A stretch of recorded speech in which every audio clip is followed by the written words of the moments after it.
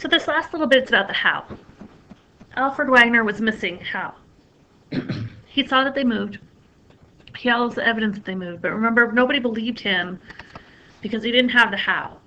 And this is one of those things that makes plate tectonics a theory as opposed to a law, because we can't recreate a planet and show convection currents that are happening in the mantle.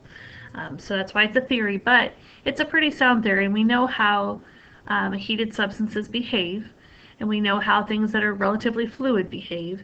And so this is where the how part comes in. So it's all about convection. So when we look at convection currents, you can see it in the pot of water on the stove. You're going to be seeing it in a lab that you're going to be doing, where you can see that warm water rises to the surface and the cooler water is going to sink. It's just like warm air rises, and the same thing happens in the mantle. The magma that's hotter, which is closer to the core, is going to rise up towards the surface, and then the cooler magma that's up towards the crust is going to sink down. It's the same thing that happens. So convection is an important concept because it occurs in everything basically that's heated up. So in anything that's a liquid or a gas, where you have heating that occurs and cooling that occurs, you're going to have a convection current. So this is something we're going to come back to again next semester when we talk about weather and weather patterns. But for right now, it's important to us in the mantle.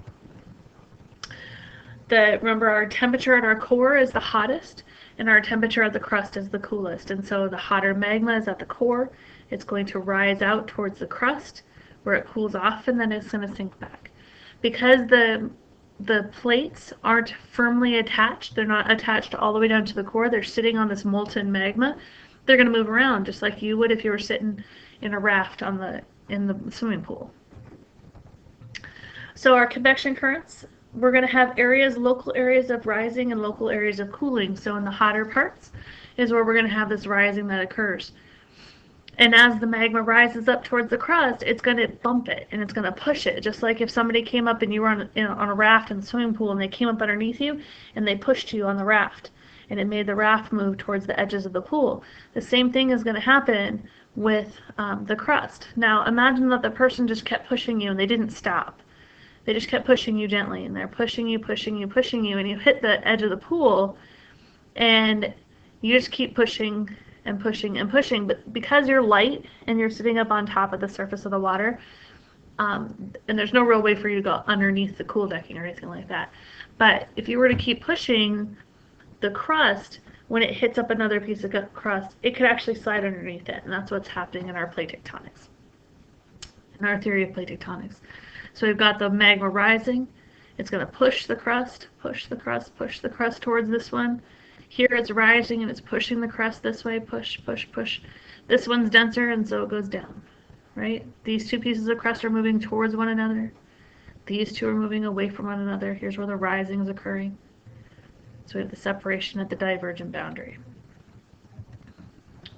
Just another view of it. So we've got our rising magma. It's pushing our plates away. Push, push, push, push. Pushing away from one another, making new ocean floor at that ridge. Where you have a passive boundary, you don't have any subduction that's occurring. Over here we have an active boundary. And so our plate's getting pushed underneath here. So on your flip book, on the back side of your flip book, you're going to be drawing the process of convection currents. And if you look back on the assignment page for this, you'll see the list of things that you need to identify on your picture. If it's not already indicated by a letter, then you just draw it in. So if there's something on the list that isn't in the picture already, then you have to put it into your picture and then label it. So that should take you just a little bit of time.